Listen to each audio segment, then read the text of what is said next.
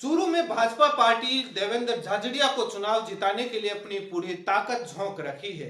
मुख्यमंत्री जी लगातार सभा कर रहे हैं तो उप मुख्यमंत्री जी सभा कर रहे हैं तो उत्तर प्रदेश के जयंत चौधरी चूरू तारानगर आते हैं, सभा कर जाते हैं। तो भाजपा पार्टी के पूर्व प्रदेशाध्यक्ष सतीश पूनिया लगातार चूरू में डेरा जमाए हुए हैं।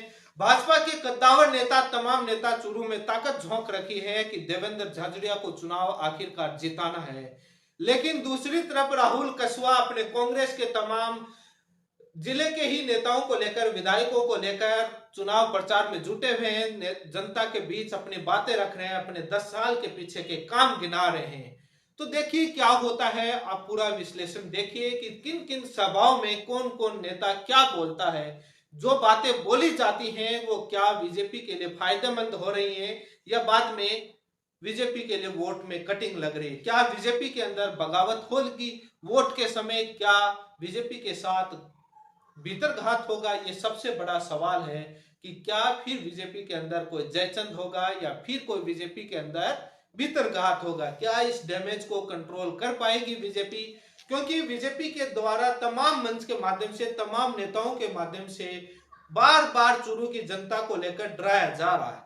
मैंने कई वीडियो के अंदर राजेंद्र राठौड़ के कई बयान दिखाए हैं, तो आज भी मैं इस वीडियो में कई बयान दिखाऊंगा, आपने देखे हैं, सुने। लेकिन ये कई बार डराने वाले बयान, इस प्रकार के जो बयान हैं जनता के बीच नेता देते तो पॉजिटिव न्यूज के लिए हैं कि जनता वोट दे देगी, लेकिन कई बार उसका उल्टा हो जाता है खेल। जनता कहीं पर डर ना जाए, वोट समझ से बाहर है कि बीजेपी के नेता देवेंद्र झाझड़िया को जिताने के लिए ऐसी बातें कर रहे हैं या देवेंद्र झाझड़िया को काटने के लिए, ये जनता कह रही है, क्योंकि ये तो अपने जिताने के लिए ही भाषण देते हैं, बयान दे रहे हैं। अब देखिए विश्लेषण पूरा।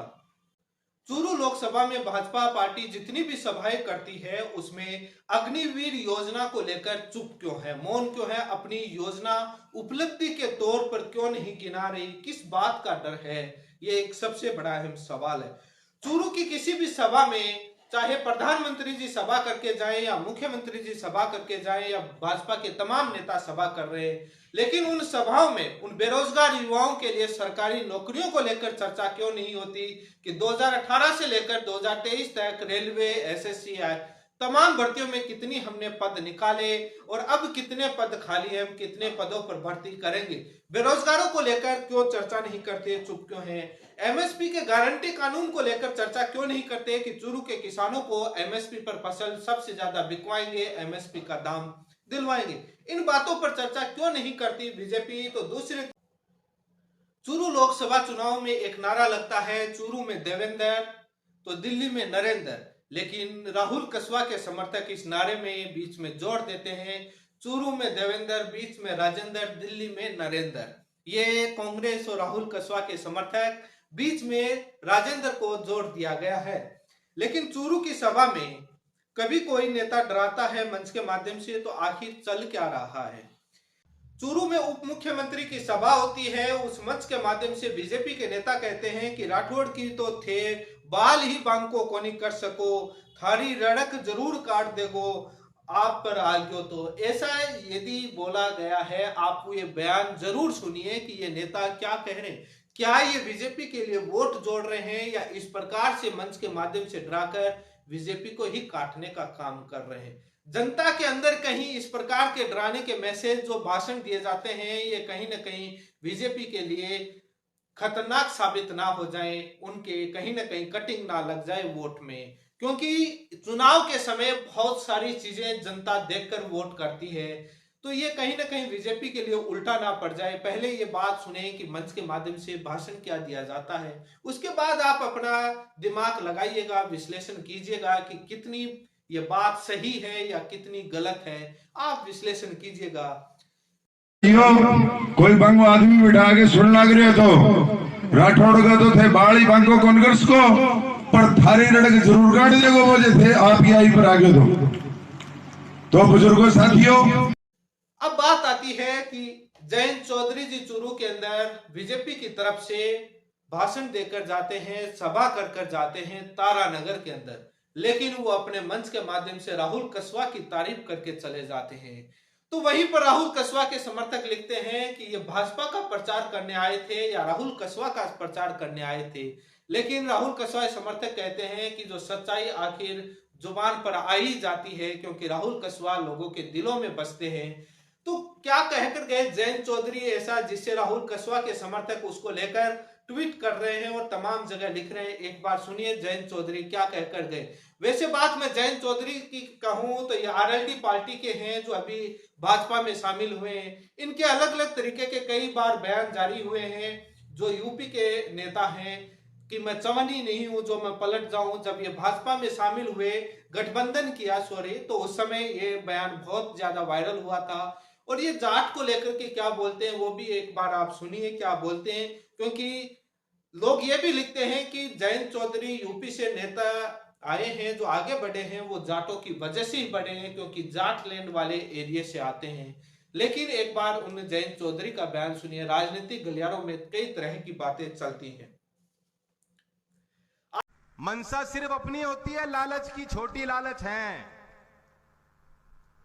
अब यहां भी चुनाव की परिस्थिति में जानता हूं आखिरी वक्त पे जो है पलट हो गया। राहुल अच्छा नौजवान भला लड़का है, जरूर कहूंगा, ऐसा नहीं है, प्यारा लड़का है। चुरू में कुछ खास बात है, जब गर्मी होती है तो बहुत ज्यादा गर्मी। जयंत चौधरी का बयान तो आपने सुना ही, लेकिन यह भी तो देखिए कि राजस्थान के भाजपा के पूर्व प्रदेशाध्यक्ष सतीश पूनिया का राजगढ़ के अंदर किस प्रकार से फूलों से स्वागत हो रहा है, कितनी भीड़ है, इसको लेकर कांग्रेस और विपक्ष और राहुल कसवा के समर्थक कटाक्ष कर रहे हैं कि भाजपा के पूर्व प्रदेशाध्यक्ष का एक सैलाब देखिए, जन सैलाब देखिए कि जनता कितने पीछे जुड़ी हुई है, वो फूलों की माला बरसाई जा रही है। उसको देखकर आप भी तो थोड़ा हैरान होंगे कि आखिर थोड़ी बहुत तो नेता की इज्जत बचानी चाहिए थी, लोगों का आना चाहिए था। एक बार देखिए क्या सीन बन रहा है।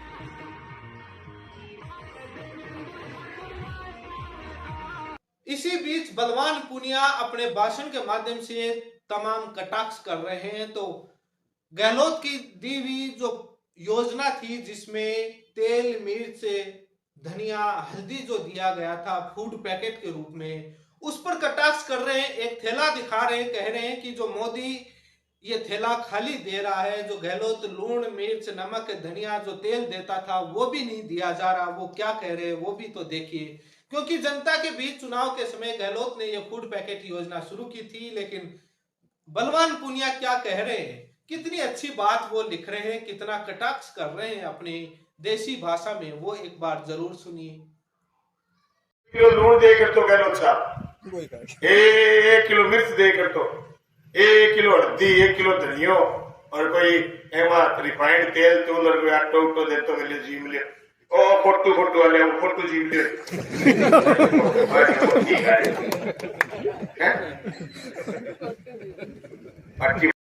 यहाँ तक कि बीजेपी का तमाम नेताओं का हरियाणा और पंजाब के अंदर काफी विरोध हो रहा है, क्योंकि किसान आंदोलन के अंदर जो किसानों के साथ जो हुआ था, किस प्रकार से पुलिस के द्वारा, जवानों के द्वारा उनके ऊपर अत्याचार किया गया, प्रयोग किया गया और किस प्रकार से जो घटनाएं हुई वो आपने तमाम लोगों ने देखी हैं।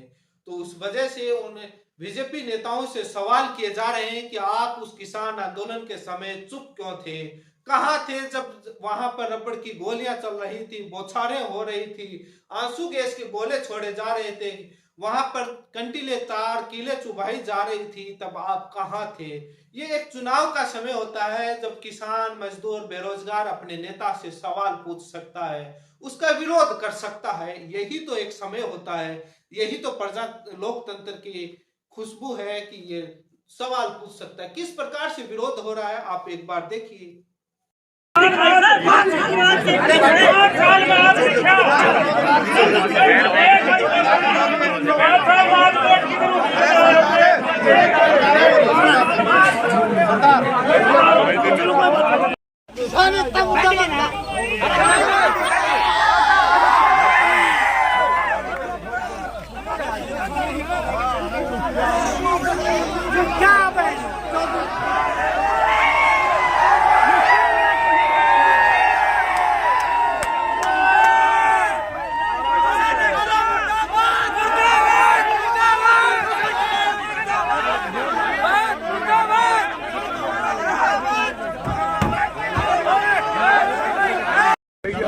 ਇਹੋ ਜੀ ਕਿਉਂ ਰੋਕਾਂ ਲਾਈਆਂ ਪਾਰਟੀ ਨੇ ਤੇ ਕੀ ਇਹ ਤੁਹਾਡੇ ਧਿਆਨ 'ਚ ਹੈਗੀਆਂ? ਜੇ ਨਹੀਂ ਤਾਂ ਫਿਰ ਆਪਾਂ ਜਨਤਾ ਦੇ ਵਿੱਚ ਕੀ ਗੱਲ ਰੱਖਾਂਗੇ ਜੇ ਤੁਹਾਡੇ ਕੋਲੇ ਅਸਲ ਸਾਡੇ ਗਰਾਊਂਡ ਲੈਵਲ ਦੇ ਮੁੱਦੇ ਹੀ ਨਹੀਂ ਹੈਗੇ? ਕੀ ਕਹਿਣਾ ਚਾਹੋਗੇ? ਸਾਨੂੰ ਦਿੱਲੀ ਜਾਣ ਤੋਂ ਰੋਕਣਾ ਕਿੰਨਾ ਕੁ ਜਾਇਜ਼ ਸੀ? ਕਿ ਇੱਥੇ ਸਰਕਾਰ ਤੇ ਪ੍ਰਸ਼ਾਸਨ ਦੋਨੋਂ ਗਲਤ ਸੀਗੇ ਜਾਂ ਨਹੀਂ? ਹਾਂ ਨਾ ਚ ਤੁਸੀਂ ਸਾਨੂੰ सियासी जवाब ना दे। एक काम प्रशासन का होता है, कानून व्यवस्था उन्होंने मेंटेन करनी होती है। सर उनको बहुत गृह मंत्रालय को कौन चलाता है? जो पुलिस के ऊपर से ऑपरेट कौन करता है? आदेश किसके होते हैं? अधिकारियों के या किसी सियासी पार्टी के राजनेता के होते हैं? इसके बारे में कृपा करके करते हैं। नहीं अधिकारी ऐसे अधिकारी से खड़े नोट कर लो गल्ला ਤੁਸੀਂ ਕਿਸੇ ਵੀ ਗੱਲ ਦਾ ਜਵਾਬ ਨਹੀਂ ਦਿੱਤਾ ਤਾਂ ਮੈਂ ਜਵਾਬ ਦੇ ਦੋ ਸਰ। ਨਿਕਲ ਜਾਂਦੇ ਆ जवाब तो आपने जो बातें रखी ਅਸੀਂ ਸਾਨੂੰ ਅੱਧੇ ਘੰਟੇ ਦਾ ਸਮਾਂ ਦੇ ਦਿਓ। 10 ਮਿੰਟ ਹੋ ਗਏ, 20 ਮਿੰਟ ਹੋ ਗਏ, ਫਿਰ 10 ਮਿੰਟ ਪਲੀਜ਼ ਤੁਸੀਂ ਪਹਿਲੀ ਗੱਲ ਹੈ ਸਾਡੀ ਜਿਹੜੀ ਸ਼ੁਭ ਕਰਨ ਵਾਲੀ ਹੈ ਉਹਦਾ ਜਵਾਬ ਮੈਨੂੰ ਸ਼ੁਭ ਕਰਨ ਦਾ ਜਵਾਬ ਕਿਉਂ ਚਾਹੀਦਾ ਕਿ ਮੇਰੇ ਕੋਲੇ ਮਰਿਆ ਉਹ ਬੰਦਾ ਮੈਨੂੰ ਇਸ ਕਰਕੇ ਚਾਹੀਦਾ ਮੌਜੂਦ ਸੀਗੇ ਮੌਕੇ ਤੇ ਮੈਨੂੰ ਉਹਦਾ ਗੋਲੀ ਵੱਜੀ ਆ ਜਦੋਂ ਗੋਲੀ ਵੱਜੀ ਹੈ। ਔਰ ਦੂਜੀ ਗੱਲ ਜਿਹੜੀਆਂ ਉੱਥੇ ਟਰਾਲੀਆਂ ਸਾਡੀਆਂ ਪੰਨੀਆਂ ਔਰ ਮੈਡੀਕਲ ਸਾਡਾ ਤੋੜਿਆ ਗਿਆ, ਗੱਡੀਆਂ ਸਾਡੀਆਂ ਬੋਰੀ ਚ ਪਾ ਕੇ ਜਿਹੜੇ ਮੁੰਡੇ ਨੂੰ ਕੁੱਟਿਆ ਗਿਆ ਔਰ ਕੇਸ ਪਤਾ ਕਿਹਦੇ ਤੇ ਕੀਤਾ? ਉਸੇ ਤੇ ਜਿਹਦੀਆਂ ਲੱਤਾਂ ਤੋੜੀਆਂ, ਜਵਾੜਾ ਤੋੜਿਆ, ਬਾਹਾਂ ਤੋੜੀਆਂ, ਕੇਸ ਵੀ ਉਸ ਤੇ। ਔਰ ਅਸੀਂ ਜੇ ਉਹਨੂੰ ਲੈ ਕੇ ਵੀ ਗਏ ਆ ਪੀਜੀਆਈ ਚੋਂ ਰੋਹਤਕ ਤੋਂ ਤਾਂ ਹਾਈ ਕੋਰਟ ਦੇ ਥਰੂ ਲੈ ਕੇ ਗਏ ਆ ਪੀਜੀਆਈ ਚੰਡੀਗੜ੍ਹ। ਉਸ ਤੋਂ ਬਾਅਦ ਵੀ ਤੇ ਹਰਿਆਣਾ ਸਰਕਾਰ ਸਾਤੋਂ ਫੇਰ ਮੰਗਦੀ ਸੀ, ਫਿਰ ਸਾਨੂੰ ਹਾਈ ਕੋਰਟ ਜਾਣਾ ਪਿਆ। ਫਿਰ ਹਾਈ ਕੋਰਟ ਨੇ ਉਹਨੂੰ ਉਸ ਮੌਕੇ ਤੇ ਉੱਥੇ ਲਿਆ ਕੇ ਉਸ ਜਗ੍ਹਾ ਤੇ ਫਿਰ ਵੀ ਉਹਦੀ ਇਨਕੁਆਇਰੀ ਹਜੇ ਨਹੀਂ ਹੋ ਰਹੀ। ਸਾਨੂੰ ਦੋਸ਼ੀ ਦਾ ਦੱਸ ਦਿਓ ਵੀ ਕਿ ਅਣਪਛਾਤੀ ਪੁਲਿਸ ਸੀ। ਔਰ ਦੂਜੀ ਗੱਲ ਜਿਹੜੀ ਸਾਡੀ ਆ ਫੋਰਸ ਖੜੀ ਹੈ ਇਹਨਾਂ ਤੇ ਵਰਦੀ ਪਾਈ ਹੋਈ ਹੈ, ਉੱਥੇ ਜਿਹੜੀ ਫੋਰਸ ਸੀਗੀ ਉਹਦੇ ਬਿਲਕੁਲ ਵਰਦੀ ਨਹੀਂ ਸੀਗੀ, ਸਿਵਲ ਕੱਪੜੇ ਸੀ, ਬੂਟ ਵੀ ਉਹਨਾਂ ਦੇ ਦੂਜੇ ਸੀਗੇ, ਪ੍ਰਾਈਵੇਟ ਬੂਟ ਸੀਗੇ, ਕੁਛ ਨਹੀਂ ਸੀ ਉਹਨਾਂ ਕੋਲੇ। ਜੇ ਕੱਲੀਆਂ ਉਹਨਾਂ ਨੇ ਜਾਕਟਾਂ ਪਾਈਆਂ ਹੋਈਆਂ ਸੀਗੀਆਂ ਕਿਉਂਕਿ ਜਿਵੇਂ ਮੈਂ ਉੱਥੇ ਕੋਲੇ ਸੀਗਾ। ਔਰ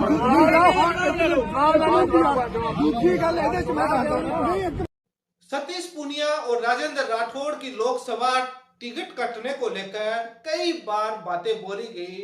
राजेंद्र राठौड़ और सतीश पूनिया ने मंच के माध्यम से कई बार कहा कि हमारी भी तो टिकटें कटी, हमने तो बगावत नहीं करी।